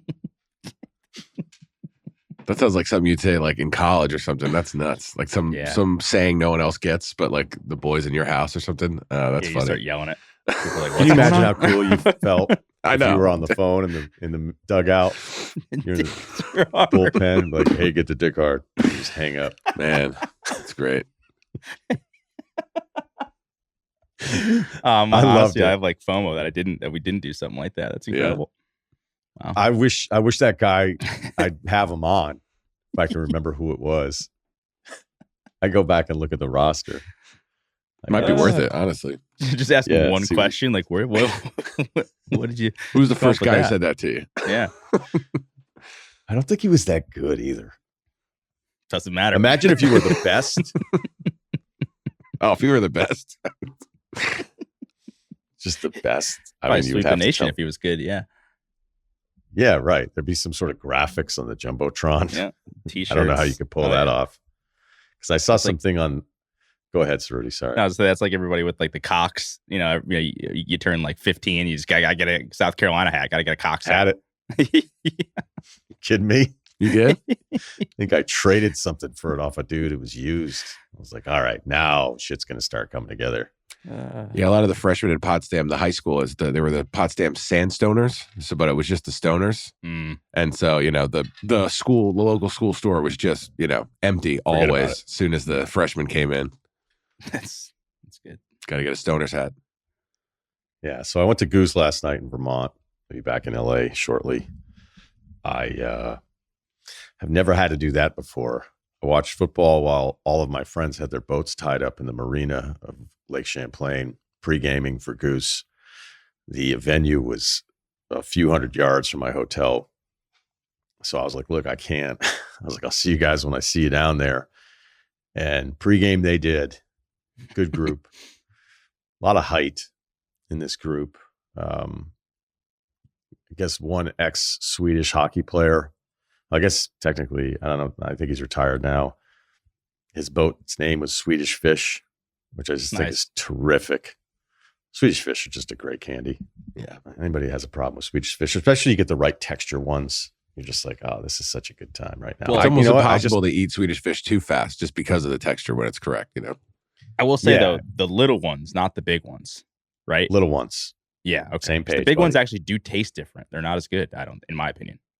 And if it's just the red, it's like, okay, but you can find those ones that have the mixed. Really? Kyle, you like just red? Classic, classic, medium-sized red. I think that's my... Nothing wrong with that. Nothing wrong. But Goose is a band, right? Goose is a band. I'm just looking them up. Seem like cool dudes. No, it was a positive thinking seminar that I went to. We did have the singer on a couple months ago, right? Yeah, Rick. They were great. I mean, they were great, and they went for it. But yeah, I couldn't partake in the pregame stuff, and then I was watching Chiefs Eagles. Sorry, on the boat, and that wasn't my normal situation. So, made her over to the show. The show was great. I'll say something about. I don't know if it's acid, but I'll say something about the confidence of guy with potential acid face. I went over to get something to eat during intermission. Beautiful little setup on the Burlington waterfront. Just incredible. They just never felt like they optimized the waterfront potential when I lived here. It seems like they're doing more and more stuff. They could likely do more. Church Street is a different topic. As a resident that was here a long time and coming back to visit every single year, Church Street is in decline, and it's very frustrating. But the waterfront seems on the ascent. So I'll leave it at that. But I went to go get some food, and a dude looked at me with a face I just have never, ever seen before. And so maybe it's gummies because it feels like literally everybody's on gummies now. But it wasn't a terrified look. You're saying it's different? He looked at me like it was this like knowing look, and he was so happy. And he just, and again, I've never, I don't have any experience with that. And I don't know why I'm saying acid face, and maybe I'm being unfair, but it was different. It wasn't just it was just a look of like determination, happiness, understanding, all kind of like combined into one. Yeah, wonderment. Yeah, that's great, Kyle. And he looked at me like I felt like I had a bear suit on. I was like, did I wear my bear suit today? No, I just got a jacket on, hat, not a big deal. And he looked at me like he knew everything about me. And we've never met. Yeah, so crazy. Shout out to that guy. Again, Goose was great, but I had to leave to then walk back up to the hotel, watch the Chiefs Eagles stuff that I needed for the show today, prep up a little college football, and then watch Michael Penix take over. Man. So you should have just stayed at Goose. Tough watch. Those solo Fair. solo games when they're bad, it's just like, what am I doing? Like, why am I watching this game? Fair. I was about to ask you. I was like, isn't it like something like if you goose somebody, isn't that a thing? And I was like, let me just Urban Dictionary at first, and I'm like, I didn't want to bring it up, but once I read it, I just couldn't stop laughing. So if anybody was wondering why I was fucking laughing, if Wargon didn't cut it out, it's like, isn't it like a thing where you goose somebody? I was like, oh wait, never mind. I just looked it up. Yeah, what did Russillo do? Oh, he flew cross country to go just punch dudes and random strangers in the ass. He's wicked into it. Like there was something in the back of my head. I'm like, what is that? And I just like, let me look it up before I ask about it. Get the dicks hard, you know? I don't know, just the way that it's like said on Google, it's just a funny word. It's so stupid. All right. I had never heard that. Sorry. Before. Wow. Okay. Oh shit. You've never heard that term before? No. I know I've heard it before, but I couldn't like put my finger on it. No pun intended. Oh shit. I think now that I got that there's out, a I could be festival normal. every year here in Vermont, and you can't get in trouble for goosing strangers. You guys have never. I got you a shirt, Kyle. Oh shit. All right. I'm gonna be okay. I got goose in Burlington. No, I got Kyle a shirt great that says, "I'm bumper here for sticker. the goosing." Oh shit. All right. Oh, okay. Dudes are losing it early. It's just ridiculous wording on It Google really if is. you're just looking it up. Oh shit. Oh, that's funny. Okay. Oh. We were standing by this like security barrier because like eventually, because a few of my friends own all these places, and I'm like, we're not in the VIP. Like, what the fuck's wrong with you guys? What happened to you since I've left? Boats guys, but not They were- VIP guys. Yeah, right. And then It's not adding up. as we were standing in some barrier, because somebody was like, "Don't worry, working on it." A guy went by and did like a cup check to like 6 of us in a row, and I almost threw a punch. Wow. Who did? Got me so One of your good. buddies, you're saying. Yeah. Yeah, it was an adjacent buddy, Mm. so I wasn't really psyched with him touching my dick at a concert. To be honest with you, it wasn't my favorite part of the show, and I Fair. was so mad. Like for 5 or 6 seconds, like cocked it and ready to plant my feet. And Yeah, when you think about how long it's been, you know what I mean? Every year you get away from being a guy who has to worry about that, it really, the more it feels like assault. You know? yeah, I think I'd be mad now, and you've got like, you know, you certainly got a few years on me. And if somebody did, one of my buddies did that to me, I was like, no. I think I'd have to have a talk with everyone. Like, we're not going back. We're not going back. We all survived. I don't want to do this. I don't want to. I don't want to be in a defensive stance. I don't want to do this. Yeah. And I don't want to get guys. hurt. I'm not I playing. want to do it to you now to get even. Right. And now it's just gonna, you know, revving up the old engine. No thanks, man. Yeah, that's a great point, Kyle. Like certain age, you have to be like, hey, we need to have a meeting because we're not going back to this. We graduated and we are not going back. Right. You got that The one, tush and push that's vote. it. That's it. All right. No advice What yet. do we got here? Yeah, Somebody sorry. sent me. Yeah, haven't done advice yet. It's probably my fault. I'm so sorry. No, it's somebody sent in a picture of the Fenway peanut guy saying, hey, he's still there, crushing it. I've seen this guy that the picture sent it. This guy is also really good. He's not Different the guy. Imitator. Different guy. This guy's awesome. The picture that has been sent to me, I appreciate. This guy's one of the good ones, but he's not the guy I was talking about. And I'll also just say thank you to everybody that hit me up on the open because I Seemed like can't a do big opens hit like with that all the everyone. time. Yeah, you were Yeah, feeling people that. seem- It was good. People seem to really like it. Okay. Somebody had an interaction with me at Goose last night. Do we do this one real quick? Yeah, I mean, Took my daughter to see Goose for the second time in about as many years in Burlington. Trying to get his memories in before she wants nothing to do with me. I like that. How old? 8-year-old daughter. I think that's cool. There were some Yeah, I people thought with about that. strollers there. I think if you have to bring your kid in a stroller to a concert, Yeah, if you need to have a vessel, maybe it's a wrong yeah. move. But I think 8's cool. One of the drawbacks is taking an 8-year-old to a concert. There'll be multiple trips to the bathroom. Most likely won't make it to the end. While making the way to the bathroom right before the first set break, or walking by, and who do I bump into? But Mr. Life Advice Ryen Russillo said a quick hello, and off we went. Here are my questions. Are these interactions ever not awkward? I tried my best, but left wondering if RR could have been happier to see me walk away. No. 2, did I manage Go ahead, Ceruti. No, I'll just tackle the beginning. You are an awkward greeter. I've said this multiple times. It could be in person. It could be on a Zoom. I feel obligated a lot of the time when somebody comes in on the Zoom to say something first because you just don't say anything. And I think Kyle knows what I'm talking about. Probably work on too. And it's not. I don't think you're being a dick. It's just kind of you. So I don't think you don't appreciate people coming up to you. I just think that's kind of your personality. Like you're a little unfriendly, but not like you're not unfriendly, but you can be unfriendly. Fair. All Friday feedback on Monday. Yeah, sorry. Yeah. So number 2, I did manage to ask when we were going to see a live show, to which Russillo replied along the lines of, quote, "I'd never sell this out." Yeah, that's exactly what I said. I'd say that nice, humble. Yeah, I'd say that a 5,000 person outdoor event in the Burlington waterfront is, why can I not speak right now? Let's try that sentence again. I'd say a 5,000 person outdoor event at the Burlington waterfront is actually 50-50, but even not. Nectar's no longer an option.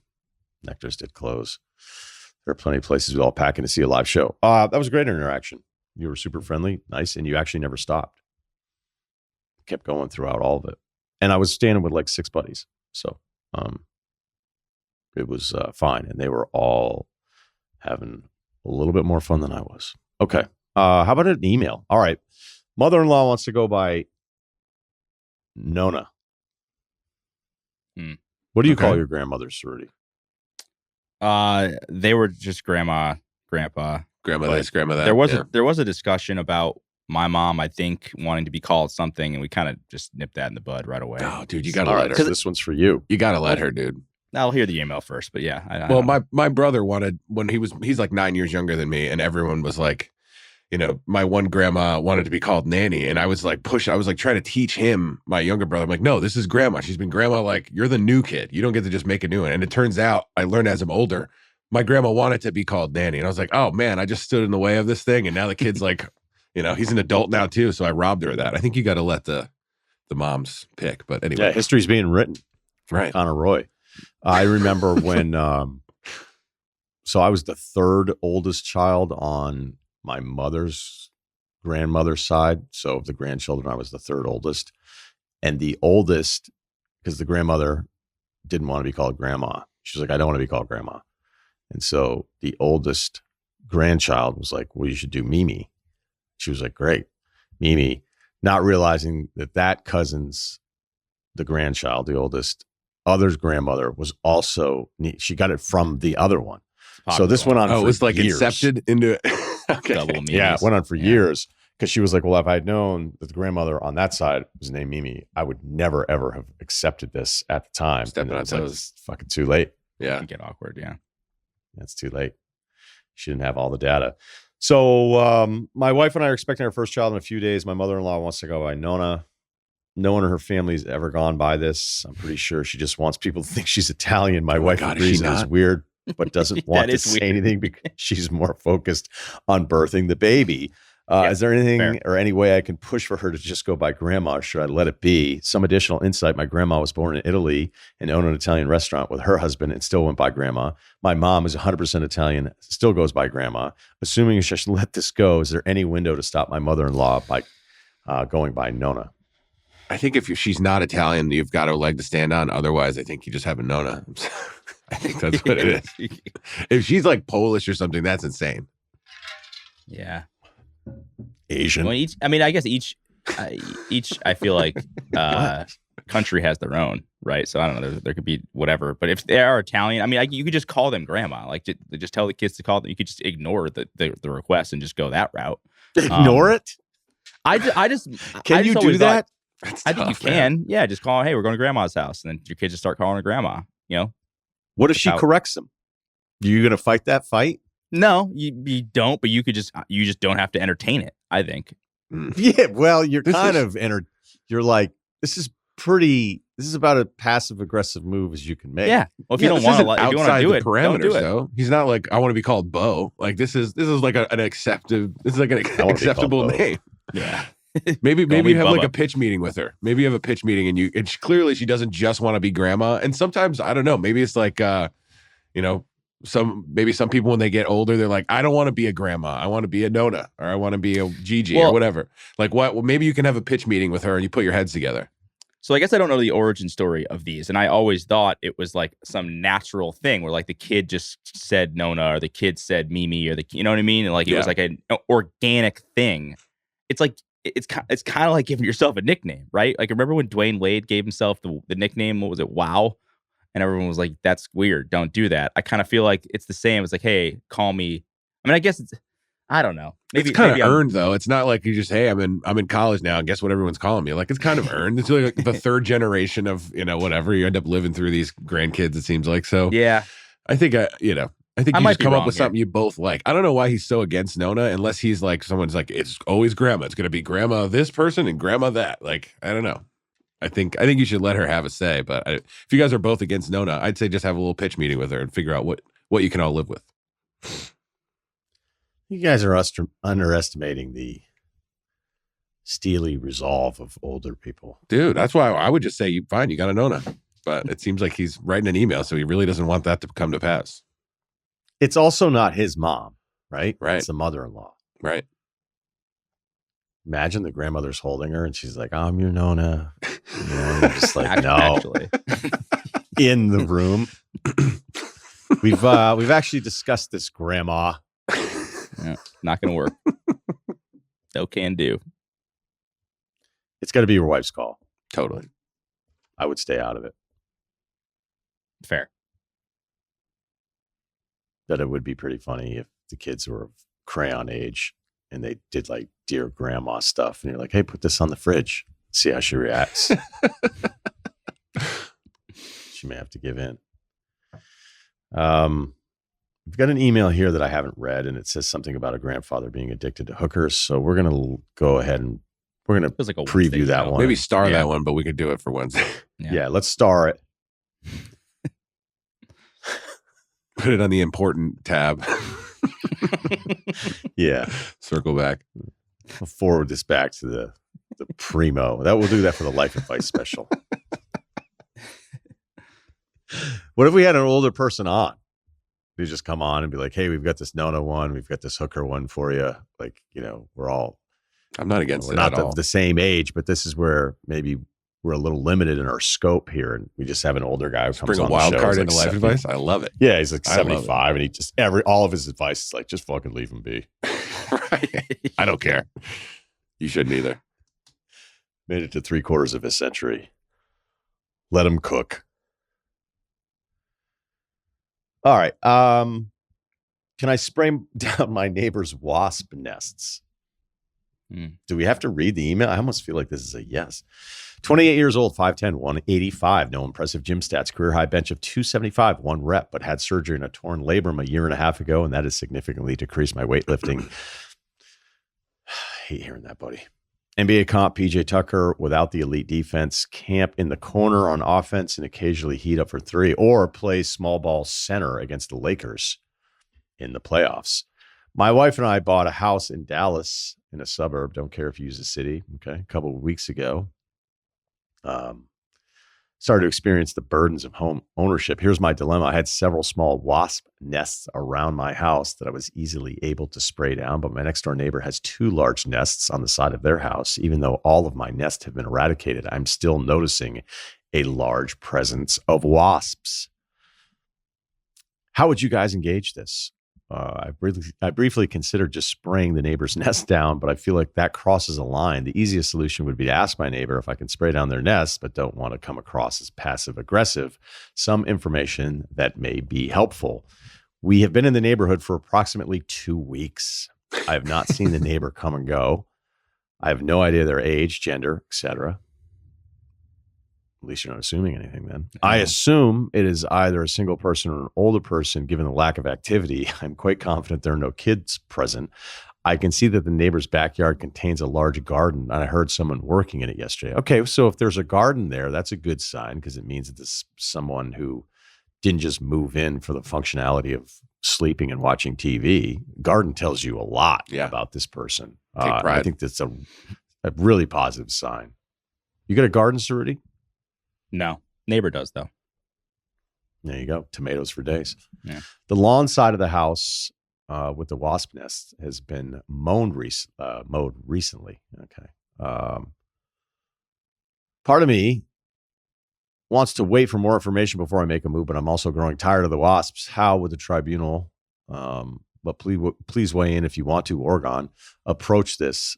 Thanks for the laughs. All right. So, we've got 2 wasp nests here. He sent in a picture. Shades drawn. Got to keep the cooling bill down, maybe. I don't know. Yeah. Good call, Kyle. Texas, Dallas suburb. It seems like a great way to meet your neighbor, no? Doesn't it? What if something goes wrong, though? Like what do you mean? What could go wrong? Well, I've never sprayed a wasp nest down. Like, I don't know what the danger of that is. A lot of ways Google search. Well, what is it? You just spray it. It looks like it's like soapy water and it just suffocates them. But what if you miss and then you agitate them and I'll be getting like a swarm of wasps in this person's yard? You got to be pretty confident. The gasoline trick. The gas trick. Saw that. Saw that. Pop it right up there. The fumes just makes me wish I had a wasp nest. So totally. I don't know. I just don't see why this isn't a great, opportunity to introduce yourself to your neighbors. Be like, hey, I noticed I was just not, I just, absolutely destroyed these wasp nests. I'm pretty good at this. I noticed you have 2. Do you want me to just do that? Then you're saying, hey, I'm new to the neighborhood, whatever. Because the only way I could see, there's a few ways I could see it going wrong. Is I think back to True Detective. Is I mow my lawn. Don't you ever mow my lawn? I know that was more of a girl thing, and Woody Harrelson's character had a guilty conscience at that time. But it could just be I take care of the stuff on my lawn, so don't worry about it. Or it could be I'm thinking about my wife. She'd be like, there must be a more humane way to move these wasps. When in reality, I would just go and be like, oh yeah, they left. I don't know what happened. Just lie to her about the ugly truth of the situation. So I think it's just better to talk about it with someone. Somebody you don't even know. This is who you're living next to now as well. And you're getting off to what you assume is a nice foot by saying, do you want me to help you out with this? I'm already doing it anyway. Or no, if it's some face-to-face thing that you're worried about there, or being nicknamed Wasp Guy in the neighborhood, Sure. Nice loafers. The exterminator. I think the garden tells you everything. Because if you told me rusted patio Mustang furniture frame, tarps. Yeah. A lot of the tarps. lawn has major issues. Blue tarp in it everywhere. Outboard engine and Evinrude, 10 horsepower, just kind of off to the side. There's a bunch of wood that I can tell has been there for years. I don't know. I don't think they have a fire pit. His sorting tables. Bunch of knickknacks, like an antique show in the backyard. Bird fountain with no water in it. For years, I think if that were the decor, then it'd be totally wrong to just go over there because you have no idea. Just spraying down the nests. Going over there just in general without anything other than an introduction. Yeah. Who knows? Be careful. The whole thing. I think the garden is a huge positive. The lawn being fresh is a huge positive. And maybe with the way it's lined up and with their shades down from the pictures that we have, maybe they don't even know. Maybe it's a non-wasp area, their garden. So I think going over there and just introducing yourself, or if you just felt a little shy about it, even you say, hey, move next door. Here's my name. Here's my number. There's 2 wasp nests. I took down a couple over here. Who would ever in the battle of neighbors be like, hey, my lot, my wasps? Nobody would ever do that. So I think you're in a good spot here. Yeah. Oregon, anything?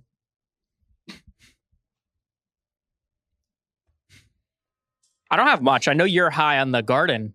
What if they're using the wasps as a natural predator deterrent for the garden? They can keep pests away. Did you research that? I did. You seem pretty confident. Yeah. Yep. That wasn't wasp though. Isn't there isn't there a better one than wasps though? Wasps are angry, man. They're nasty. Yeah. Yeah. Hey, look, my peppers need to come in. Sorry about your kids. Might not want to have the slip and slide out anymore. Yeah. Cilantro just doesn't grow the same. All right. That'll do it for the show today. Thanks to Ceruti. Thanks to Kyle. Thanks to Oregon. Big thanks to Jonathan Frias today. The Ryen Russillo podcast is also a video podcast on the Spotify app. Check us out on YouTube and subscribe to the page. Ryen Russillo podcast, Ringer Spotify. They were going to name me Michael Jordan My dad was like, I don't think he can live up to it, so they named me Michael Jared.